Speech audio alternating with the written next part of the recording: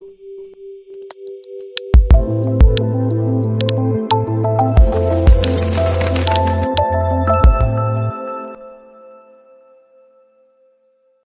वालेकुम दोस्तों, उम्मीद करता हूँ आप सब खैरियत से होंगे। मेरा नाम है नुमान अख्तर और आप देख रहे हैं ओरिजिनल जेम्स।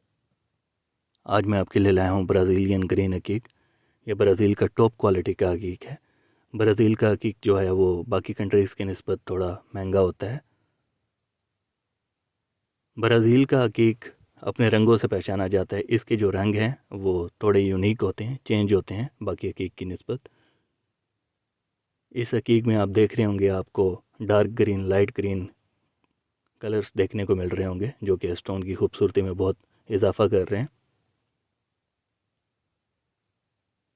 अकीक की बेशुमार किस्में हैं, साथ साथ आने वाली वीडियोस में मैं आपके साथ शेयर करता रहूँगा।